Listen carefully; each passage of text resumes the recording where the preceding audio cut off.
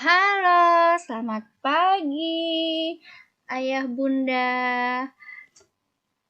Semoga kita senantiasa selalu dilindungi oleh Allah Subhanahu wa Ta'ala ya. Oke, kelas 4 pembelajaran hari ini tema 6, cita-citaku, subtema 2, hebatnya cita-citaku, pembelajaran 1. Sebelum kita mulai, yuk kita siapkan peralatan tulisnya. Lalu sebelumnya kita patuhi protokol kesehatan ya. Tujuan pembelajaran kita kali ini yang pertama, melalui kegiatan mencari tahu tentang kegiatan-kegiatan yang dilakukan. Temannya siswa mampu mengidentifikasi keragaman kegiatan orang-orang di sekitar dengan tepat. Yang kedua, melalui kegiatan membuat kesimpulan dari kegiatan bertanya, siswa mampu menjelaskan hasil identifikasi keragaman orang-orang yang ada di lingkungan sekitar. Yang ketiga, melalui kegiatan mencermati puisi yang dibacakan temannya dan menuliskan makna tiap baitnya. Siswa mampu menjelaskan makna puisi dengan benar. Yang keempat, melalui kegiatan mencari informasi dan berdiskusi, siswa mampu mengidentifikasi hubungan karakteristik ruang dengan sumber daya alam yang ada di lingkungannya. Nah, pembelajaran tema 6, subtema 2, pembelajaran 1, ada 2 mata pelajaran. Yang pertama, bahasa Indonesia, menggali isi dan amanat puisi yang disajikan secara lisan dan tulisan. Yang kedua, pembelajaran IPA, membandingkan siklus hidup beberapa jenis makhluk hidup serta mengkaitkan dengan upaya pelestarian. Nah, pembelajaran pertama bahasa Indonesia. Hebatnya cita-citaku. Lihat nih anak-anak di gambar. Setiap orang memiliki cita-cita untuk menjadi apa kelak di kemudian hari. Apapun cita-citamu, pasti kamu berharap nih menjadi orang yang hebat dan bermanfaat bagi lingkunganmu, terutama kepada keluargamu ya anak-anak ya.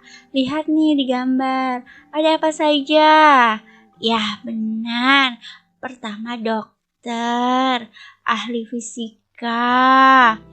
Ya, anak-anak bisa lihat nih, anak-anak bisa berdiskusi nanti kepada orang tua. Mau jadi apa nih cita-citanya kamu ke depan ya? Selain itu, kamu bisa memiliki cita-citanya dengan sungguh-sungguh, yaitu dengan cara belajar yang lebih giat. Dan jangan lupa nih anak-anak, tentunya harus taat kepada kedua orang tuamu ya. Nah, itu tadi hebatnya cita-citaku ya anak-anak ya.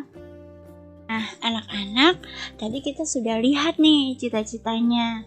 Nah di sini kita amatin nih anak-anak, amati gambar yang kita lihat nih. Nah di sini tentang apa ya cita-citanya? Ya benar, jenis pekerjaan yang dilakukan pada gambar tersebut adalah seorang guru. Nah Anak-anak Bu Rahma ada gak sih cita-citanya ingin menjadi guru kayak Bu Rahma? Oke, nanti jangan lupa belajar di rumah dan taat aturan kedua orang tuamu ya. Nah, Bu Rahma punya cerita nih, kisah seorang guru anak berkebutuhan khusus. Simak cerita dari Bu Rahma ya. Nah, kisah seorang guru anak berkebutuhan khusus. Seorang wanita muda terpanggil untuk menjadi seorang guru. Bukan sembarangan guru, melainkan guru bagi anak-anak berkebutuhan khusus. Semua berawal dari kepeduliannya terhadap kurangnya pendidikan yang sesuai bagi anak-anak berkebutuhan khusus di Indonesia yang sesuai. Nah,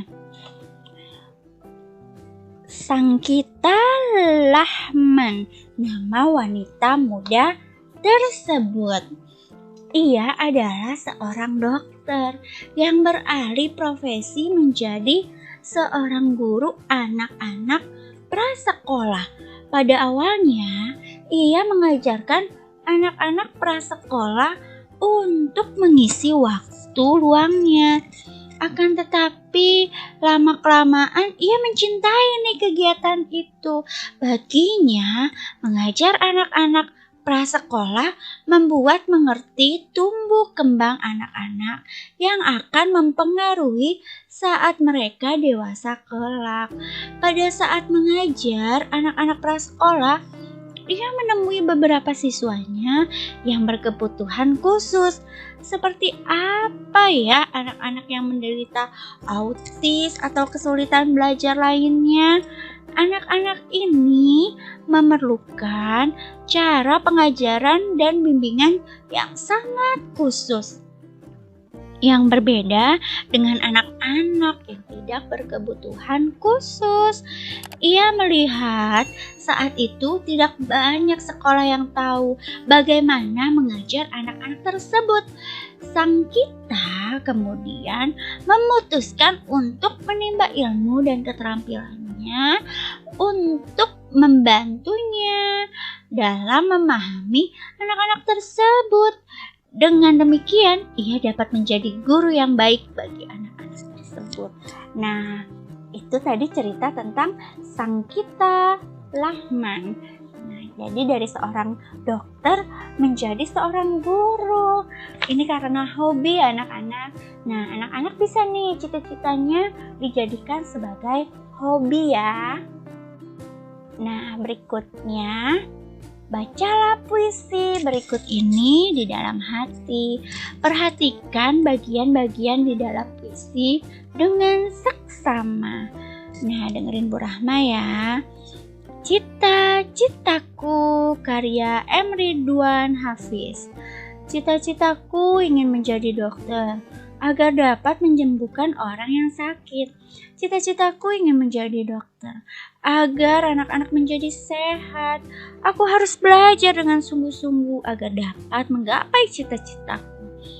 Aku harus belajar dengan sungguh-sungguh agar menjadi orang yang berguna bagi nusa dan bangsa. Nah, itu tadi puisi cita-citaku ya. Nah, berikutnya pembelajaran IPA nih anak-anak. Ayo kita mengamati. Nah, lihat, perhatikan gambar di layar. Profesi apakah yang ditunjukkan pada gambar tersebut? Nah, adakah di antara kamu ingin menjadi dokter? Ya, banyak ya. Nah, tapi di sini dokter hewan nih anak-anak. Seperti yang kita lihat di gambar. Untuk menjadi seorang dokter hewan, tentu kamu harus mengetahui segala hal tentang hewan, termasuk daur hidupnya. Mengapa? Karena kalau kita tidak tahu tentang daur hidup, kita nanti gak bisa menjadi dokter. Karena kenapa? Karena kita tidak tahu tentang daur hidupnya. Nah, di sini dokter hewan itu meriksa nih daur hidupnya Ini gambarnya monyet ya. Kita bisa mengalami perubahan bentuk. Ada juga yang tidak. Jadi kita bisa tahu nih perubahan bentuk hewannya yang kita lihat monyet dari kecil hingga besar nih anak-anak nih. Nah, simak penjelasan ibu berikutnya ya. Tahukah kamu tahapan pertumbuhan hewan dari yang kecil sampai dewasa disebut daur hidup hewan. Pada daur hidup ada hewan yang mengalami perubahan bentuk dan ada juga tidak. Hewan yang mengalami perubahan bentuk tubuh dalam daur hidupnya dikatakan mengalami proses metamorfosis. Proses metamorfosis yang terjadi pada hewan terbagi menjadi dua, yaitu metamorfosis sempurna dan metamorfosis tidak sempurna nih anak-anak. Hewan yang mengalami metamorfosis sempurna mempunyai bentuk tubuh yang sangat berbeda pada setiap tahap hidupnya. Pada saat telur menetas, bentuk tubuh hewan tidak sama nih anak-anak dengan bentuk induknya. Hewan yang mengalami metamorfosis tidak sempurna setelah menetas memiliki yang bentuk tubuh yang mirip dengan induknya. Nah, nih lihat anak-anak, di sini daur hidup katak. Nah, perhatikan ya. Untuk beberapa daur hidup hewan-hewan berikut ini nih yang Ibu Rahma jelaskan. Daur hidup katak. Katak berkembang biak dengan cara bertelur di dalam air. Telur itu akan menetas setelah kurang lebih dari 10 hari.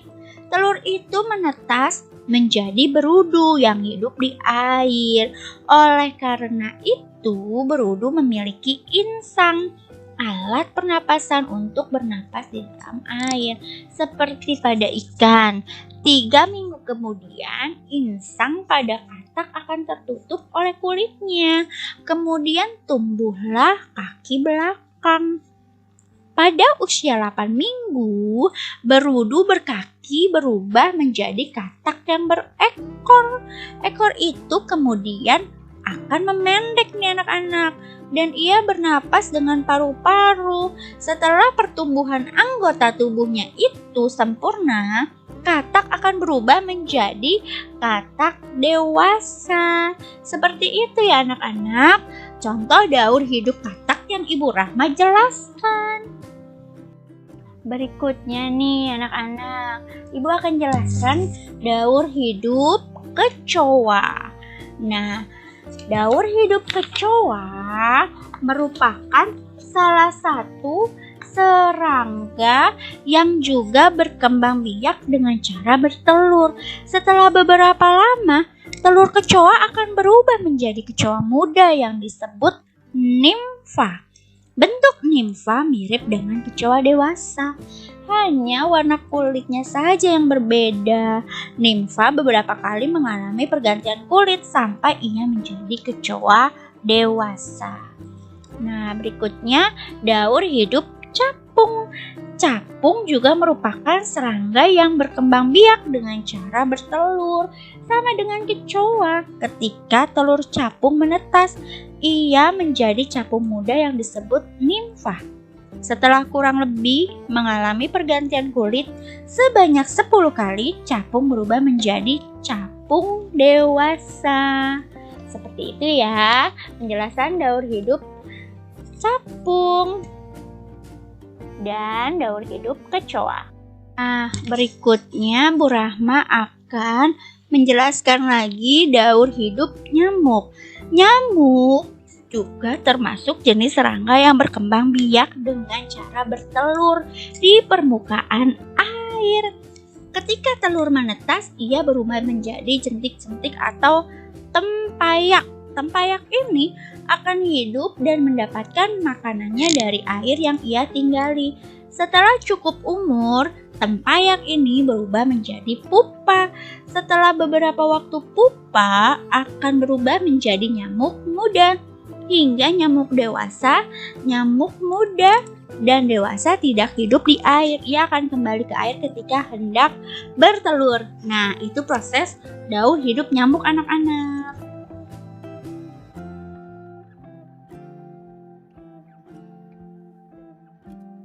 Terima kasih anak-anak sudah mendengarkan penjelasan dari Bu Rahma untuk pembelajaran hari ini. Nah, berikutnya kita akan tugas tema ya, Ibu diktekan, dan sebelumnya bukunya dan alat tulis sudah dipersiapkan ya. Yang pertama, pembelajaran bahasa Indonesia nih anak-anak. Nanti anak-anak bisa nulis di pembelajaran buku bahasa Indonesia ya. Yang pertama, apakah judul puisi tersebut? Yang pertama kali Bu Rahma bacakan tuh ya, tentang yang pertama kali Ibu bacakan. Lalu yang kedua, siapakah yang membuat puisi tersebut? Yang ketiga, bercerita tentang apakah puisi tersebut? Yang keempat, apakah yang membedakan puisi tersebut dengan bacaan sebelumnya? Yang kelima, buatlah sebuah gambar yang dapat mewakili isi puisi tersebut. Jadi kan tadi Ibu sudah menjelaskan ya puisi tersebut tentang apa. Misalnya dokter, nanti kamu cari nih gambar dokter ya. Masih pembelajaran di buku bahasa Indonesia. Nah, yang pertama, siapakah Sangkita Rahman? Yang kedua, mengapa ia ingin menjadi guru? Yang ketiga, sikap apakah yang dipertunjukkan oleh Sangkita untuk menjadi guru yang terbaik? Sekarang pembelajaran IPA. Anak-anak di sini kan tadi sudah Ibu jelaskan tentang daur hidup, katak, kecoa, nyamuk, capung. Ya. Nah, sekarang anak-anak bisa cari daur hidup hewan yang lainnya. Minimal daur hidup hewannya itu 2 aja ya. Nah, oke, cukup sampai di sini pembelajaran kita kali ini. Pelajaran bahasa Indonesia dan IPA.